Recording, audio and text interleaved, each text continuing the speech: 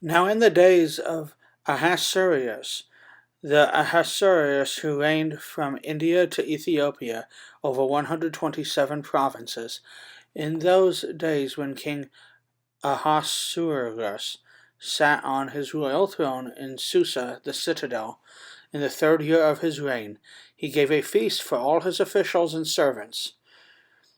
The army of Persia and Media and the nobles and governors of the provinces were before him, while he showed the riches of his royal glory, and the splendor and pomp of his greatness for many days, 180 days.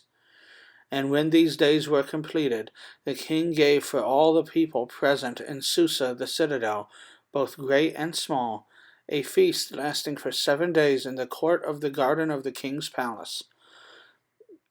There were white cotton curtains and violet hangings, fastened with cords of fine linen and purple to silver rods, and marble pillars, and also couches of gold and silver on a mosaic pavement of porphyra, marble, mother of pearl, and precious stones. Drinks were served in golden vessels, vessels of different kinds, and the royal wine was lavished according to the bounty of the king. And drinking was according to this edict. There is no compulsion.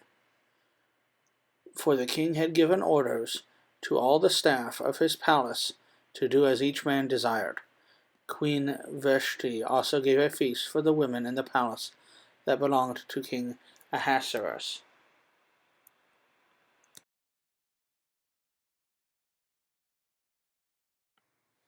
On the 7th day, when the heart of the king was merry with wine, he commanded Mehuman, Biztha, Harbona, Bigtha, and Abagtha, Zathar, and Carcass, the 7 eunuchs who served in the presence of King Ahasuerus, to bring Queen Vashti before the king with her royal crown, in order to show the peoples and the princes her beauty, for she was lovely to look at. But Queen Vashti refused to come at the king's command, delivered by the eunuchs.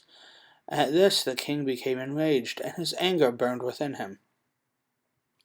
Then the king said to the wise men, who knew the times, for this was the king's procedure toward all who were versed in law and judgment, the men next to him being Karshana, Shethar, Admatha, Tarshish, Meres, Marsana, and Memucan, the 7 princes of Persia and Media, who saw the king's face and sat first in the kingdom. According to the law, what is to be done to Queen Vashti, because she has not performed in the command of King Ahasuerus, delivered by the eunuchs? Then Memucan said in the presence of the king and the officials, not only against the king has Queen Vashti done wrong, but also against all the officials and the people who are in the provinces of King Ahasuerus. For the queen's behavior will be known to all women, causing them to look at their husbands with contempt, since they will say, King Ahasuerus commanded Queen Vashti to be brought before him, and she did not come. This very day the noble women of Persia and Media, who have heard of this queen's behavior, will say the same to all the king's officials, and there will be contempt and wrath in plenty. If it pleases the king, let a royal order go out from him, and let it be written among the laws of the Persians and the Medes, so that it may not be repealed, that Vashti is never again to come before King Ahasuerus, and that the king give her royal position to another who is better than she. So when the decree made by the king is proclaimed throughout all the kingdom, for it is vast, all women who will give honor to their husbands, high and low alike. This advice pleased the kings and the princes, and the king did as Memucan proposed.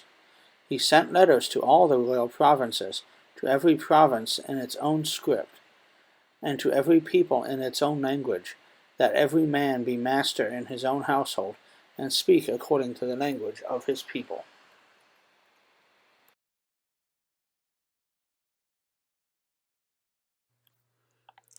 After these things, when the anger of King Ahasuerus had abated, he remembered Vashti and what she had done and what she had been decreed against her.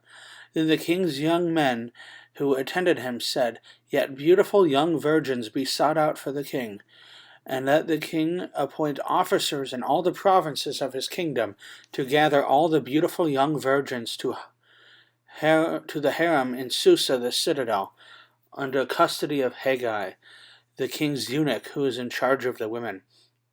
Let their cosmetics be given them, and let the young woman who pleases the king be queen instead of Vashti. This pleased the king, and he did so. Now there was a Jew in Susa, the citadel, whose name was Mordecai, the son of Jair, son of Shimei, son of Kish, a Benjaminite, who had been carried away from Jerusalem among the captives carried away with Jeconiah the king of Judah, whom Nebuchadnezzar king of Babylon had carried away. He was bringing up Hadassah, that is Esther, the daughter of his uncle, for she had neither father nor mother. The young woman had a beautiful figure, and was lovely to look at. And when her father and her mother died, Mordecai took her as his own daughter. So when the king's order and his edict were proclaimed, and when many young women were gathered in Susa, the citadel, in the custody of Haggai, Esther was also taken into the king's palace, and put in the custody of Haggai, who had charge of the women. And the young women pleased him and won his favor, and he quickly provided her with her cosmetics and her portion of food, and with 7 chosen young women from the king's palace, and advanced her and her young women to the best place in the harem. Esther had not made known her people or kindred, for Mordecai had commanded her not to make it known. And every day Mordecai walked in front of the court of the harem to learn how Esther was and what was happening to her. Now when the turn came for each young woman to go into King Ahasuerus, after being 12 months under the regulations for the women, since this was the regular period of their beautifying, 6 months with oil of myrrh and 6 months with spices and ointments for women, when the young woman went into the king in this way, she was given whatever she desired to take with her from the harem to the king's palace. In the evening she would go in, and in the morning she would return to the second harem in the custody of Shaashgaz, the king's eunuch, who was in charge of the concubines. She would not go in to the king again unless the king delighted in her, and she was summoned by name. When the turn came for Esther, the daughter of Abihail, the uncle of Mordecai, who had taken her as his own daughter, to go into the king, she asked for nothing except what Haggai, the king's eunuch, who was in charge of the women, advised.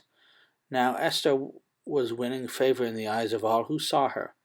And when Esther was taken to King Ahasuerus into his royal palace in the 10th month, which is the month of Tebeth, in the 7th year of his reign, the king loved Esther more than all the women, and she won grace and favor in his sight more than all the virgins, so that he set the royal crown on her head and made her queen instead of Vashti.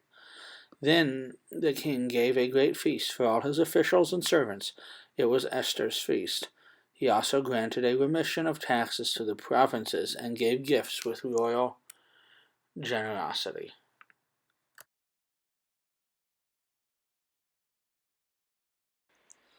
Now when the virgins were gathered together the second time, Mordecai was sitting at the king's gate. Esther had not made known her kindred or her people, as Mordecai had commanded her, for Esther obeyed Mordecai, just as when she was brought up by him. In those days, as Mordecai was sitting at the king's gate, Bigthan and Teresh, 2 of the king's eunuchs, who guarded the threshold, became angry and sought to lay hands on King Ahasuerus. And this came to the knowledge of Mordecai, and he told it to Queen Esther, and Esther told the king in the name of Mordecai. When the affair was investigated and found to be so, the men were both hanged in the gallows, and it was recorded in the book of the Chronicles in the presence of the king.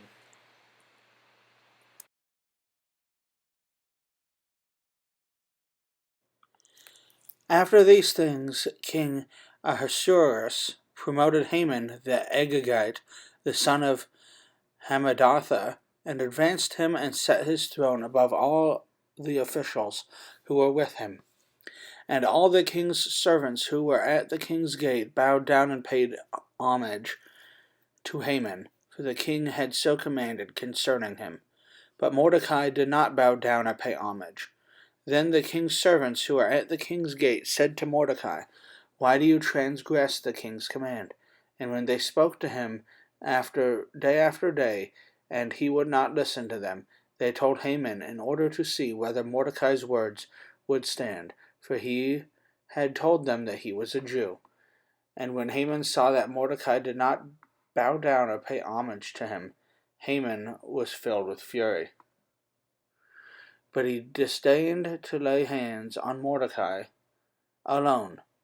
So, as they had made known to him the people of Mordecai, Haman sought to destroy all the Jews, the people of Mordecai, throughout the whole kingdom of Ahasuerus. In the first month, which is the month of Nisan, in the 12th year of King Ahasuerus, they cast that is, lots, before Haman day after day, and they cast it month after month till the 12th month, which is the month of Adar. Then Haman said to King Ahasuerus, "There is a certain people scattered abroad and dispersed among the peoples in all the provinces of your kingdom. Their laws are different from those of every other people, and they do not keep the king's laws, so that it is not to the king's profit to tolerate them. If it pleases the king, let it be decreed that they be destroyed, and I will pay 10,000 talents of silver into the hands of those who have charge of the king's business, that they may put it into the king's treasuries." So the king took his signet ring from his hand and gave it to Haman the Agagite, the son of Hammedatha, the enemy of the Jews. And the king said to Haman, "The money is given to you, the people also, to do with them as seems good to you." Then the king's scribes were summoned on the 13th day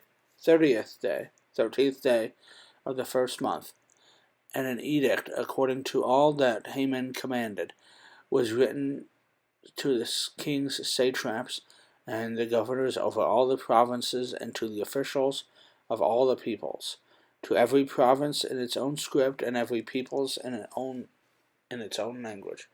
It was written in the name of King Ahasuerus, and sealed with the king's signet ring. Letters were sent by couriers to all the king's provinces with instruction to destroy, to kill, and to annihilate all Jews, young and old, women and children, in one day, the 13th day of the 12th month, which is the month of Adar, and to plunder their goods. A copy of the document was to be issued as a decree in every province by proclamation to all the people to be ready for that day. The couriers went out hurriedly by order of the king, and the decree was issued in Susa the citadel. And the king and Haman sat down to drink, but the city of Susa was thrown into confusion.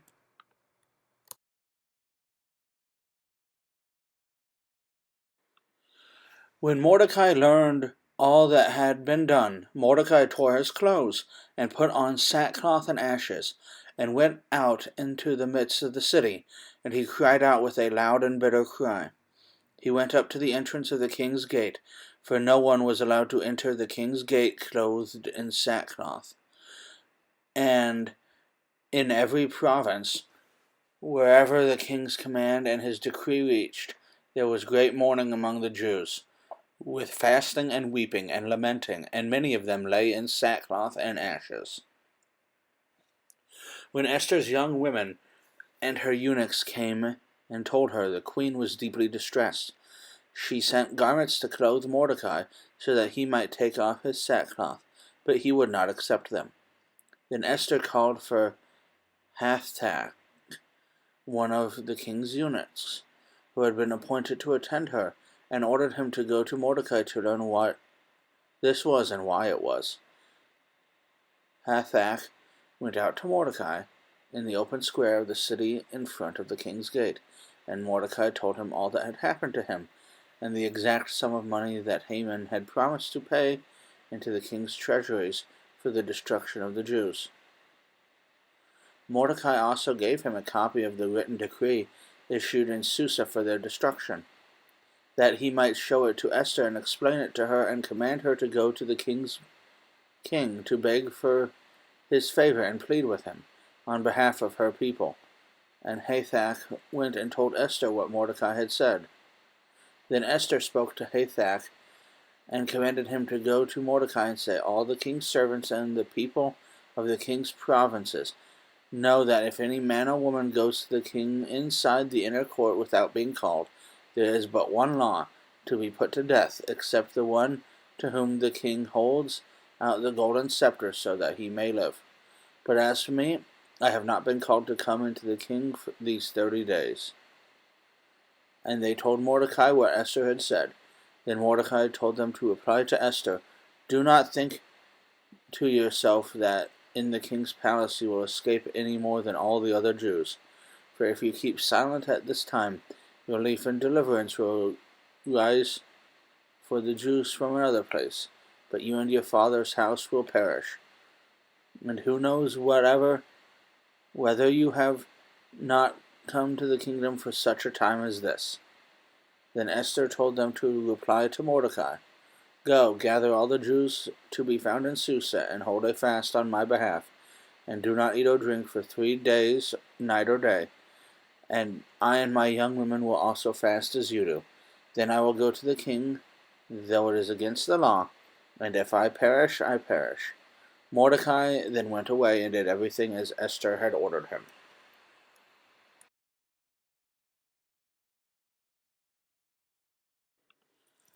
On the 3rd day, Esther put on her royal robes and stood in the inner court of the king's palace, in the front of the king's quarters, while the king was sitting on his royal throne inside the throne room opposite the entrance to the palace.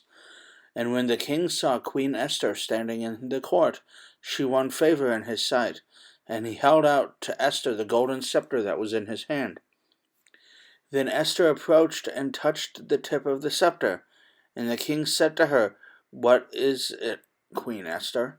What is your request? It shall be given to you, even to the half of my kingdom." And Esther said, "If it pleases the king, let the king and Haman come today to a feast that I have prepared for the king." Then the king said, "Bring Haman quickly, so that we may do as Esther has asked." So the king and Haman came to the feast that Esther had prepared. And as they were drinking wine after the feast, the king said to Esther, "What is your wish? It shall be granted to you. And what is your request? Even to the half of my kingdom it shall be fulfilled." Then Esther said, "My wish and my request is, if I have found favor in the sight of the king, and if it pleases the king to grant my wish and fulfill my request, let the king and Haman come to the feast that I will prepare for them, and tomorrow I will do as the king has said."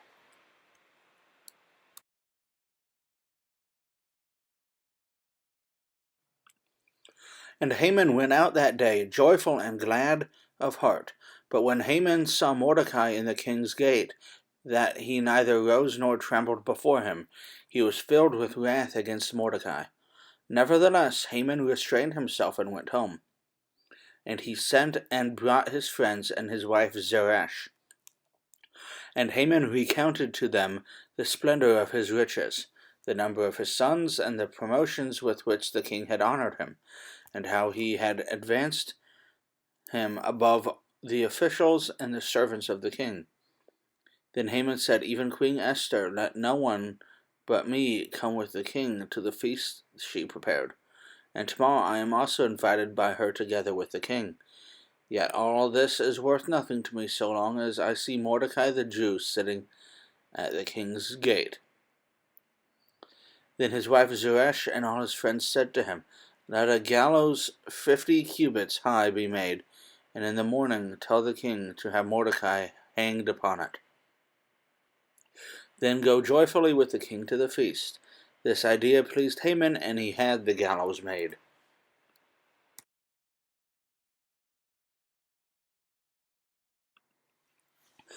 On that night the king could not sleep, and he gave orders to bring the book of memorable deeds, the Chronicles, and they were read before the king. And it was found written how Mordecai had told about Bigthana and Teresh, two of the king's eunuchs, who guarded the threshold, and who had sought to lay hands on King Ahasuerus. And the king said, "What honor or distinction has been bestowed on Mordecai for this?" The king's young men who attended him said, "Nothing has been done for him." And the king said, "Who is in the court?" Now Haman had just entered the outer court of the king's palace to speak to the king about having Mordecai hanged on the gallows that he had prepared for him. And the king's young men told him, "Haman is there standing in the court." And the king said, "Let him come in." So Haman came in, and the king said to him, "What should be done to the man whom the king delights to honor?" And Haman said to himself, "Whom would the king delight to honor more than me?" And Haman said to the king, "For the man whom the king delights to honor, let royal robes be brought, which the king has worn, and the horse that the king has ridden, and on whose head a royal crown is set. And let the robes and the horse be handed over to one of the king's most noble officials. Let them dress the man whom the king delights to honor, and let them lead him on a horse throughout the square of the city, proclaiming before him, 'Thus shall it be done to the man whom the king delights to honor.'" Then the king said to Haman, "Hurry, take the robes and the horse, as you have said, and do so to Mordecai the Jew, who sits at the king's gate. Leave out nothing that you have mentioned." So Haman took the robes and the horse, and he dressed Mordecai and led him through the square of the city, proclaiming before him, "Thus shall it be done to the man whom the king delights to honor." Then Mordecai returned to the king's gate, but Haman hurried to his house, mourning and with his head covered. And Haman told his wife Zeresh and all his friends everything that had happened to him. Then his wise men and his wife Zeresh said to him, "If Mordecai, before whom you have begun to fall, is one of the Jewish people, you will not overcome him, but will surely fall before him."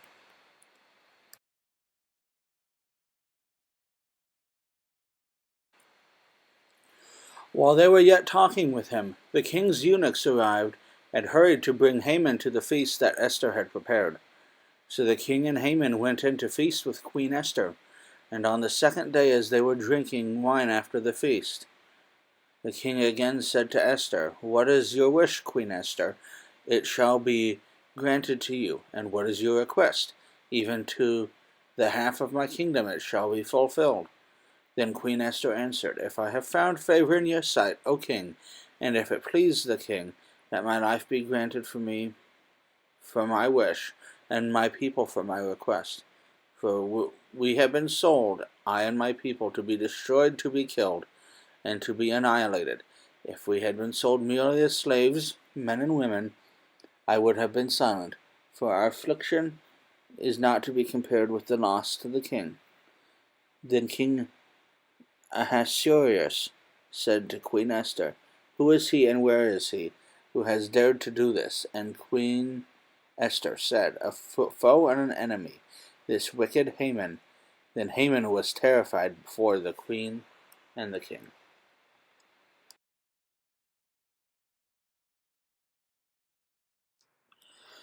And the king arose in his wrath from the wine drinking, and went into the palace garden. But Haman stayed to beg for his life from Queen Esther, for he saw that harm was determined against him by the king. And the king returned from the palace garden to the place where they were drinking wine, as Haman was falling on the couch where Esther was. And the king said, "Will he even assault the queen in my presence, in my own house?" As the word left the mouth of the king, they covered Haman's face. Then Harbona, one of the eunuchs in attendance on the king, said, "Moreover, the gallows that Haman has prepared for Mordecai, whose word saved the king, is standing at Haman's house, 50 cubits high." And the king said, "Hang him on that." So they hanged Haman on the gallows that he had prepared for Mordecai. Then the wrath of the king abated.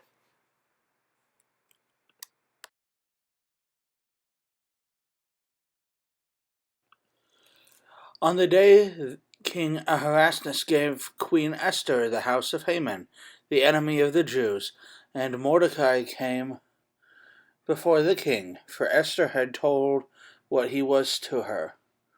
And the king took off his signet ring, which he had taken from Haman, and gave it to Mordecai. And Esther set Mordecai over the house of Haman. Then Esther spoke again with the king. She fell at his feet and wept and pleaded with him to avert the evil plan of Haman, the Agagite, and the plot that he had devised against the Jews. When the king held out the golden scepter to Esther, Esther rose and stood before the king. And she said, "If it pleases the king, and if I had found favor in his sight, and if this thing seems right before the king, and I am pleasing in his eyes, let an order be written to revoke the letters devised by Haman, the Agagite, the son of the Hammedatha, which he wrote to destroy the Jews who are in all the provinces of the king. For how can I bear to see the calamity that is coming to my people? Or how can I bear to see the destruction of my kindred?" Then King Ahasuerus said to Queen Esther, and to Mordecai the Jew, "Behold, I have given Esther the house of Haman, and they have been hanged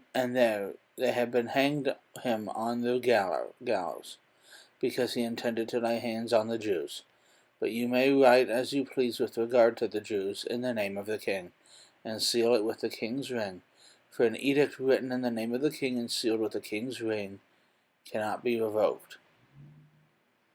The king's scribes were summoned at that time in the 3rd month, which is the month of Sivan, on the 23rd day, and an edict was written according to all that Mordecai commanded concerning the Jews. The satraps and the governors and the officials of the provinces, from India to Ethiopia, 127 provinces, to each province in its own script and to each people in its own language, and also to the Jews in their script and their language. And he wrote in the name of King Ahasuerus, and sealed it with the king's signet ring.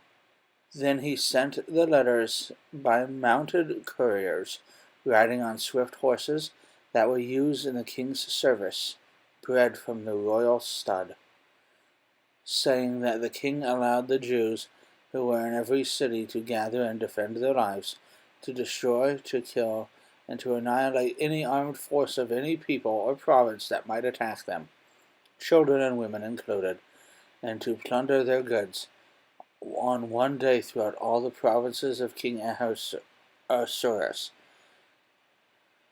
on the 13th day of the 12th month, which is the month of Adar. A copy of what was written to be issued as a decree in every province, being publicly displayed to all peoples, and to the Jews were to be ready on that day to take vengeance on their enemies.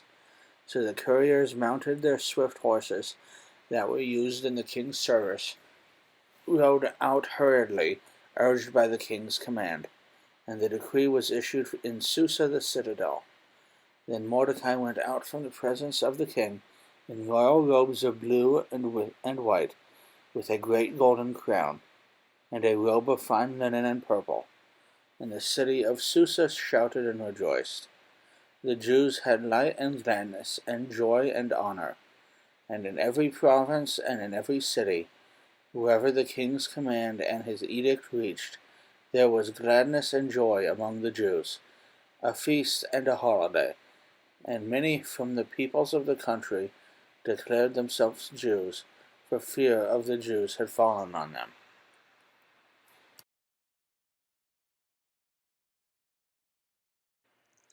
Now in the 12th month, which is the month of Adar, on the 13th day of the same, when the king's command and edict were about to be carried out, on the very day when the enemies of the Jews hoped to gain mastery over them, the reverse occurred. The Jews gained mastery over those who hated them.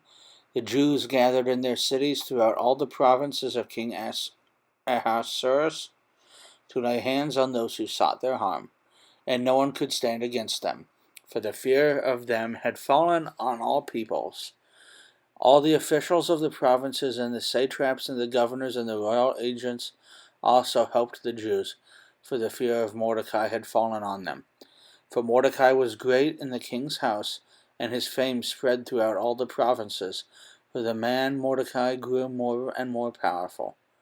The Jews struck all their enemies with the sword, killing and destroying them, and did as they pleased to those who hated them. In Susa, the citadel itself, the Jews killed and destroyed 500 men, and also killed Parshandantha and Dalphon and Asphatha, and Poratha, and Adalia, and Eridatha, and Parmashta, and Erisai, and Eridai, and Vizatha, the 10 sons of Haman, the son of Hammedatha, the enemy of the Jews, but they laid no hand on the plunder. That very day, the number of those killed in Susa the citadel was reported to the king, and the king said to Queen Esther, "In Susa the citadel the Jews have killed and destroyed 500 men, and also the 10 sons of Haman. What then have they done in the rest of the king's provinces? Now what is your wish? It shall be granted to you. And what further is your request? It shall be fulfilled."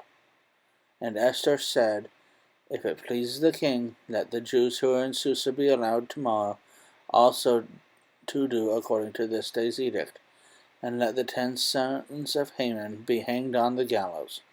So the king commanded this to be done. A decree was issued in Susa, and the 10 sons of Haman were hanged. The Jews who were in Susa gathered on the 14th day of the month of Adar, and they killed 300 men in Susa, but they laid no hand on the plunder. Now the rest of the Jews who were in the king's provinces also gathered to defend their lives, and got relief from their enemies, and killed 75,000 of those who hated them, but they laid no hands on the plunder. This was on the 13th day of the month of Adar, and on the 14th day they rested and made that a day of feasting and gladness. But the Jews who were in Susa gathered on the 13th day and on the 14th, and rested on the 15th day, making that a day of feasting and gladness. Therefore the Jews of the villages who live in rural towns hold the 14th day of the month of Adar as a day for gladness and feasting, and as a holiday, and as a day on which they send gifts of food to one another.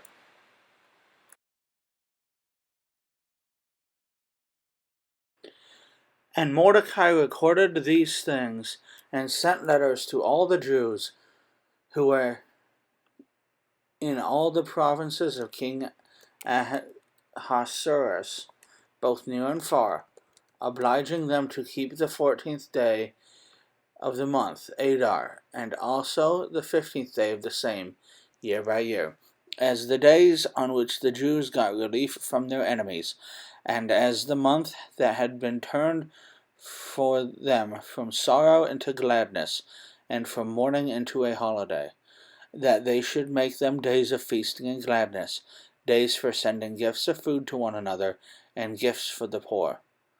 So the Jews accepted what they had started to do, and what Mordecai had written to them.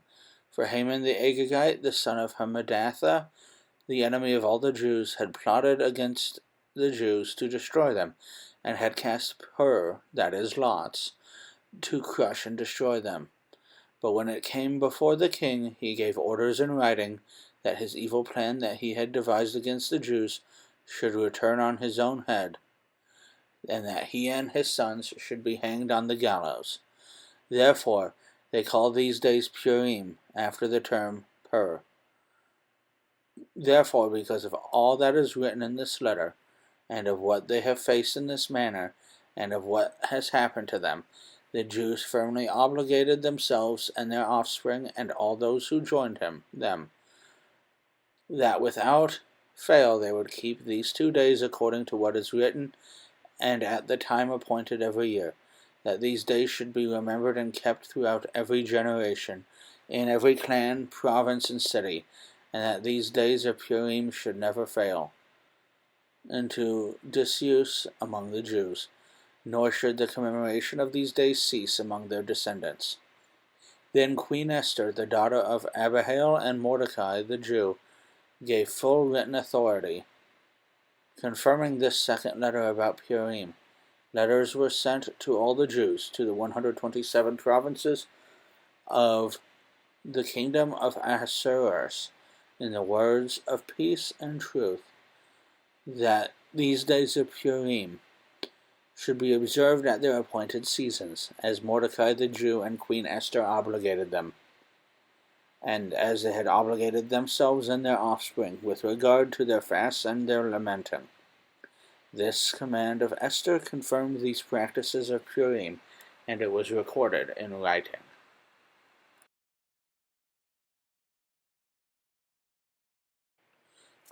King Ahasuerus imposed tax on the land and on the coastlands of the sea, and all the acts of his power and might, and the full account of the high honor of Mordecai, to which the king advanced him, are they not written in the book of the Chronicles of the king of Media and Persia?